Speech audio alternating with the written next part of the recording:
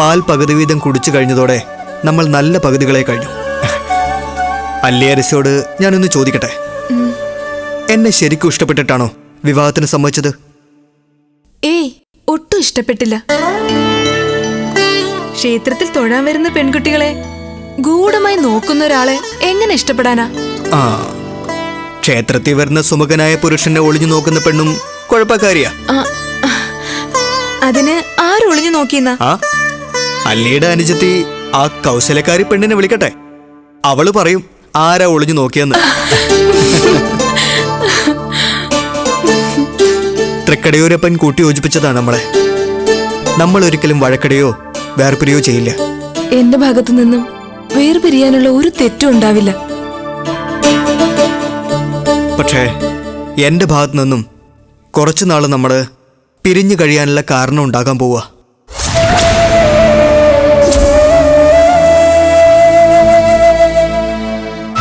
അതെന്ത് കാരണം? പേടിക്കണ്ട, എനിക്ക് കുറച്ചുനാൾ കാശിയിൽ പോയി കഴിയേണ്ടി വരും. ഞാൻ കാശിയിലൊരു വ്യാപാരം തുടങ്ങാം. അങ്ങേക്ക് കൊട്ടാരത്തില് കണക്കെടുത്ത് പണിയുണ്ടല്ലോ, പിന്നെന്തിനാ കാശിയിലൊരു വ്യാപാരം? കണക്കും ചിന്തയും കൊട്ടാരമൊക്കെയായി എന്റെ ലോകം വല്ലാതെ അങ്ങ് ചുരുങ്ങിപ്പോന്നല്ലേ. കാശിയില് എൻ്റെ ഒരു സ്നേഹിതനുണ്ട്, കോടീശ്വരനായൊരു വ്യാപാരിയാ. എനിക്ക് പറ്റിയൊരു വ്യാപാരത്തിൽ സാധ്യതയുണ്ടെന്നറിയിച്ച് അവൻ എന്നെ ക്ഷണിച്ചിരിക്കുക. പോകണം. കോടീശ്വരനായില്ലെങ്കിലും മാന്യമായൊരു സമ്പാദ്യം നമുക്ക് വേണ്ടയല്ലേ? കണക്കപ്പിള്ളയുടെ കണക്കുകൂട്ടലുകളൊക്കെ എനിക്കും സ്വീകാര്യം തന്നെ. പക്ഷേ അങ്ങേ പിരിഞ്ഞു കഴിയുന്ന കാര്യം ഓർക്കുമ്പോഴാ. കുറച്ചു നാളത്തെ വിരഹദുഃഖം നല്ലതാണല്ലേ?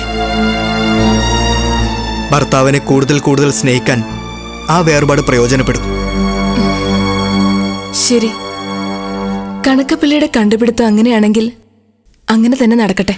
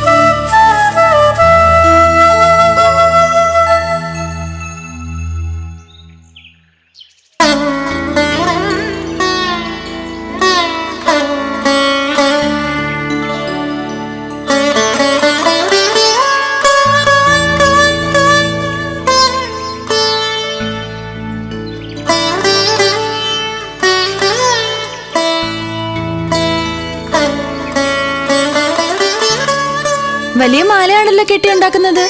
നീ ഒറ്റയടി പ്രദക്ഷിണം അല്ലാതെ വേറെ നേർച്ചകൾ നേർന്നിട്ടുണ്ടോ? തൃക്കടയൂരപ്പന് ഞാൻ ഒരുപാട് നേർച്ചകൾ നേർന്നിട്ടുണ്ട്.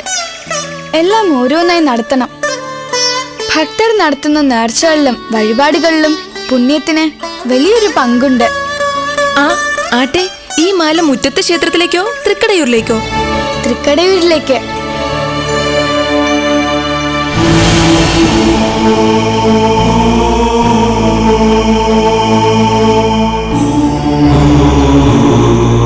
ഇതെന്തിനായി കല്ലുകൾ കൂട്ടി വെച്ചിരിക്കുന്ന? മാല കോർത്തപ്പോൾ ജപിച്ച ശിവപഞ്ചാക്ഷരിയുടെ കണക്കറിയാനാ. 101 ശിവപഞ്ചാക്ഷരി ജപിച്ച ഞാൻ ഈ മാല കോർത്തത്. ഓ, അപ്പോ ഇത് വളരെ വിശേഷപ്പെട്ട മാലയാണല്ലോ. അതെ, ഈ മാലയുടെ ഓരോ ഇതളിലും എന്റെ സമർപ്പണം ഉണ്ട് ചേച്ചി.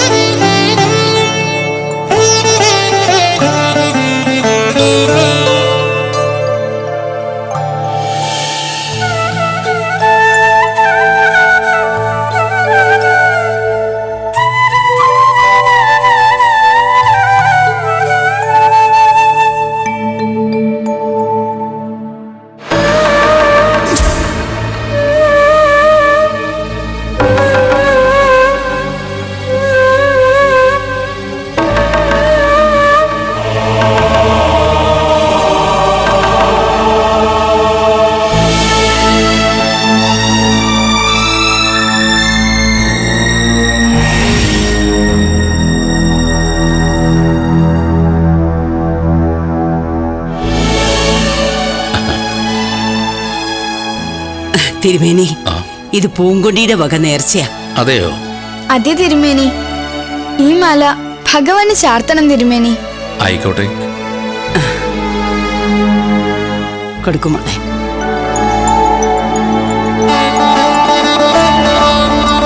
ഒറ്റയടി പ്രദക്ഷിണം തുടങ്ങിയ കുട്ടി? തുടങ്ങി തിരുമേനി. നന്നായി.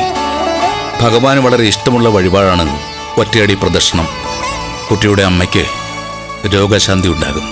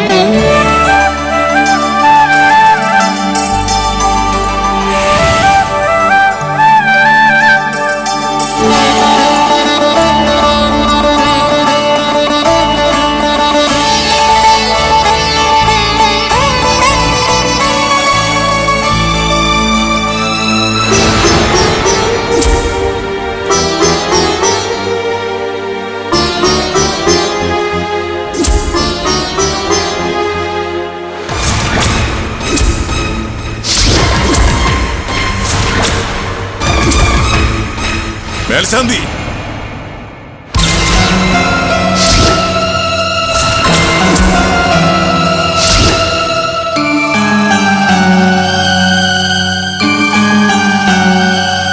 ആ പുഷ്പഹാരം ആരുടേതാണ്? ഈ കുട്ടി കൊണ്ടുവന്നത്. അസംബന്ധം. ഈ നരുന്ത് ജന്മം ഒരു തലവേദനയായി മാറിയിരിക്കുകയാണല്ലോ. മേൽശാന്തിക്ക് എന്താ തീണ്ടലും തൊടിലൊന്നും ഇല്ലെന്നാണോ? നമുക്ക് മാത്രം എന്തിന് തീണ്ടലും തൊടിലും ഉണ്ടാവണം? മഹാരാജാവും രാജ്ഞിയും ഈ കുട്ടിക്ക് ക്ഷേത്രപ്രവേശനം അനുവദിച്ചതാണല്ലോ.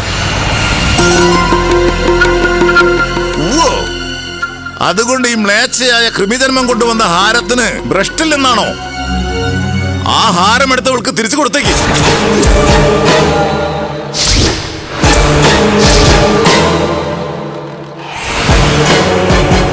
ഹാരം വിഗ്രഹത്തിൽ ചാർത്തിക്കഴിഞ്ഞില്ലേ? അത് സംബന്ധിച്ച് ഭഗവാൻ അതൃപ്തി ഉണ്ടായ ലക്ഷണമൊന്നും കണ്ടതുമില്ല. മാത്രമല്ല, വിഗ്രഹത്തിൽ ചാർത്തപ്പെട്ട മാല്യം പെട്ടെന്ന് തിരിച്ചെടുക്കുന്നതും ഭഗവാന് ഹിതകരമല്ല. അത് മേൽശാന്തിയുടെ മുടന്ത ന്യായം.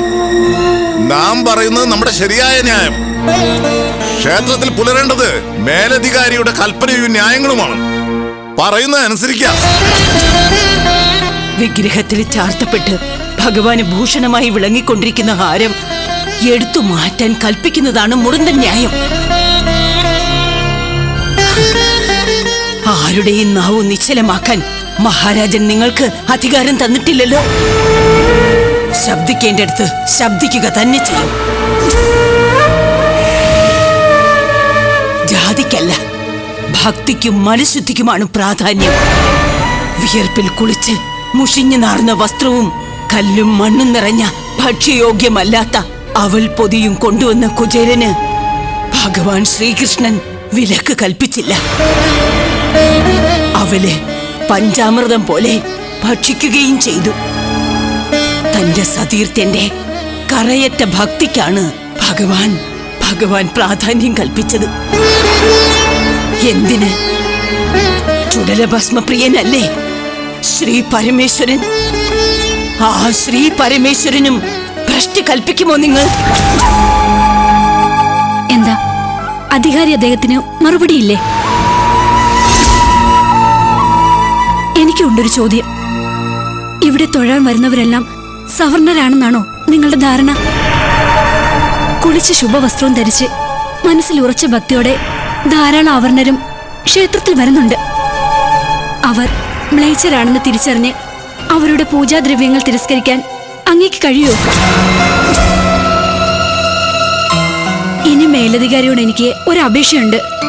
വളരെയേറെ ബുദ്ധിമുട്ടി പൂക്കൾ ശേഖരിച്ച് 101 ശിവപഞ്ചാക്ഷരി ജപിച്ച് കോർത്തുണ്ടാക്കിയ മാലയാണിത്. പൂങ്കൊടിയുടെ അമ്മയ്ക്ക് രോഗശാന്തി ഉണ്ടാകാൻ വേണ്ടി കുട്ടിയുടെ ഉള്ളഴിഞ്ഞ നേർച്ചയാണിത്. ദയവായി ഈ മാല നിരസിക്കരുത്. ഒരു പ്രാവശ്യമെങ്കിലും അവളോട് കനിവ് കാട്ടണം. ഒരേ ഒരു പ്രാവശ്യത്തേക്ക് മാത്രം. അപ്പൊ മീനാക്ഷിക്ക് അപേക്ഷിക്കാനും അറിയാം. പക്ഷെ മേലധികാരിയായ കരികാലന് സ്വന്തം നിലപാട് മാറ്റാൻ കഴിയില്ല. വജ്രത്തിലും കഠിനമായ നിലപാടാണ് കരികാലന്റേതെന്ന് അറിയുക. ഈ ക്ഷുദ്രജീവിയെ പെറ്റ ക്ഷുദ്രജന്മത്തിന് രോഗശമനം ഉണ്ടാകണമെന്ന് ഒരു നിർബന്ധവുമില്ല നമുക്ക്. നാശം. രോഗം മുറിച്ചൊടുങ്ങിപ്പോട്ടെ. മതി. അധികാരി അദ്ദേഹം ഇവളൊരു പാവം കുട്ടിയാണെന്ന് കരുതി എന്തും പറയാന്ന് കരുതരുത്. മേൽശാന്തി പറയുന്ന അനുസരിക്കാം. അധികാരി അദ്ദേഹം ഭഗവാൻ അപ്രിയമുണ്ടാകുന്ന കാര്യം ചെയ്യണോ? മുടിഞ്ഞൊരു അപ്രിയം. നിങ്ങളതനുസരിച്ചില്ലെങ്കിൽ ശ്രീകോവിൽ കയറി നാം അത് ചെയ്തിരിക്കും. വേണ്ട, അരുത്. അങ്ങനെ ഒരു അശുദ്ധി കൂടി ശ്രീകോവിലിന് സംഭവിക്കരുത്. നാം തന്നെ ചെയ്തേക്കാം.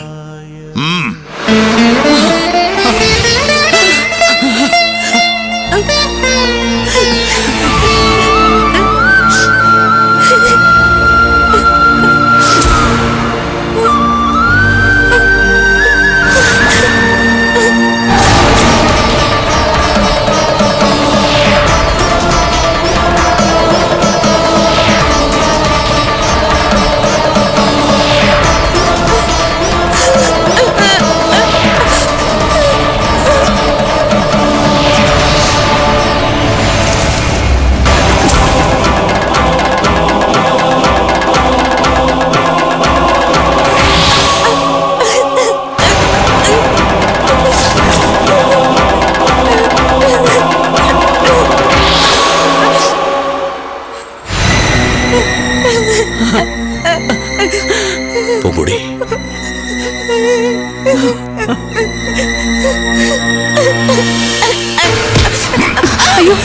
അവളുടെ ഒരു നേർച്ചയും ഹാരം.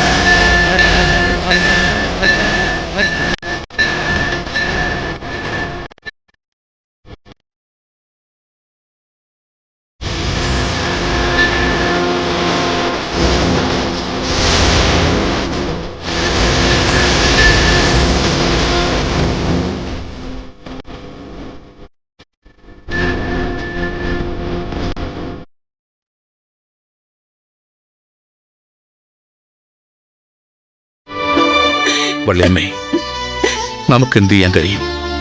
നാം നിസ്സഹായന.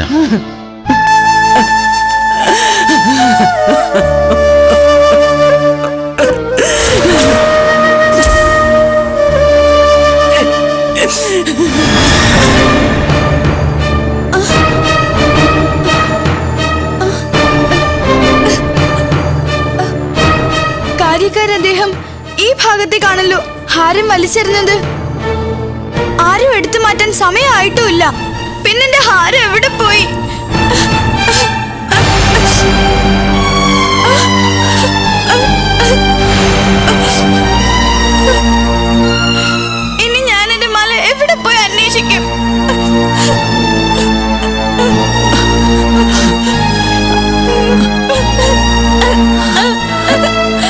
എന്താ മോളെ, മാല കിട്ടിയോ? മാല കാണുന്നില്ല, എവിടെയില്ല. മാല വീഴാൻ സാധ്യതയുള്ള എല്ലായിടത്തും ഞാൻ നോക്കി, അതെനിക്ക് കിട്ടാൻ തോന്നുന്നില്ല. വിഷമിക്കാതെ മോളെ, നമുക്ക് മറ്റൊരു ഹാരം കോർത്ത് കുടിലിന്റെ മുറ്റത്തുള്ള ശിവലിംഗത്തിൽ ചാർത്താം. അപ്പോൾ ശ്രീകോവിലെ വിഗ്രഹത്തിൽ ചാർത്തിയതിന് തുല്യമാകുമെന്ന് സമാധാനിക്കുക. മോള് വാ.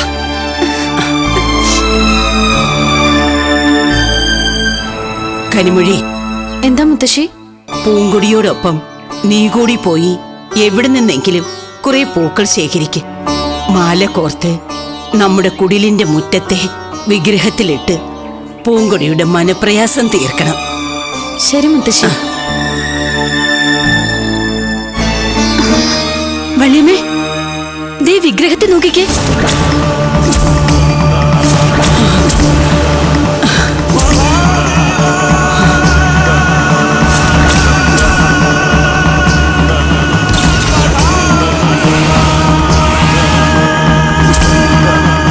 തൃക്കടിയൂർ ക്ഷേത്രത്തിൽ ഭഗവാന്റെ നെറുകിൽ പതിച്ചിരുന്ന സ്വർണ്ണ പൊട്ടല്ലേ മേത്?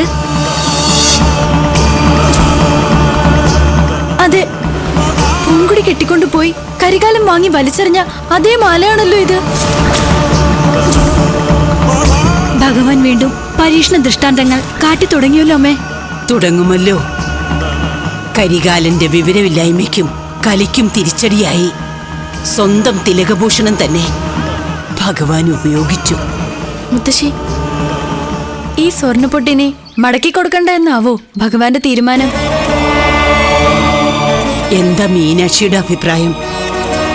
ഇതിനെക്കുറിച്ചൊക്കെ അഭിപ്രായം പറയാനുള്ള അറിവ് അമ്മയ്ക്കേ ഉള്ളൂ. സ്വർണ്ണപ്പൊട്ട് ക്ഷേത്രത്തിലേക്ക് മടക്കി കൊടുക്കുക തന്നെ വേണം. കരികാലനെ തൽക്കാലം ഒന്ന് പാഠം പഠിപ്പിക്കുക എന്നതാണ് ഭഗവാന്റെ ഉദ്ദേശം. അത് കഴിഞ്ഞാൽ പൊട്ട് നമുക്ക് തിരിച്ചേൽപ്പിക്കണം. വളരെ വലിയ തൃക്കടിയൂർ ക്ഷേത്രത്തിൽ എന്ന പോലെ തീരെ ചെറിയ ഈ അമ്പലത്തിലും ഭഗവാന്റെ ചൈതന്യം നിറഞ്ഞു നിൽക്കുന്നു, അല്ലേ മുത്തശ്ശി? അതേ കുട്ടി, സ്വർണ്ണപ്പൊട്ടോടുകൂടിയ ശിവപെരുമാളിനെ ഉള്ളഴിഞ്ഞു പ്രാർത്ഥിക്കാം. ശംഭോ മഹാദേവ.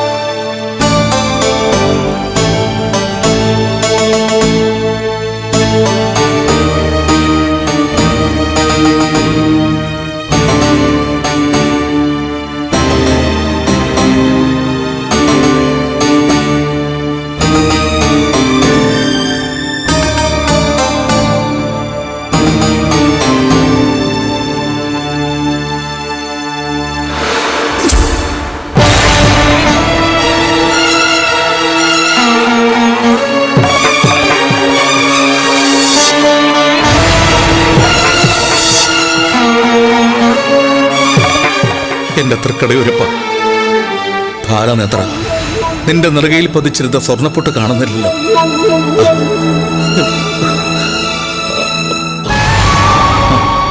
സ്വർണ്ണപ്പൊട്ട് ഞാൻ കാണുന്നില്ലല്ലോ ഭഗവാനെ. വിഗ്രഹത്തിന്റെ ചൈതന്യം കുറഞ്ഞതുപോലെ ഭഗവാൻ എന്തോ അഹിതമുണ്ടായിട്ടുണ്ട്.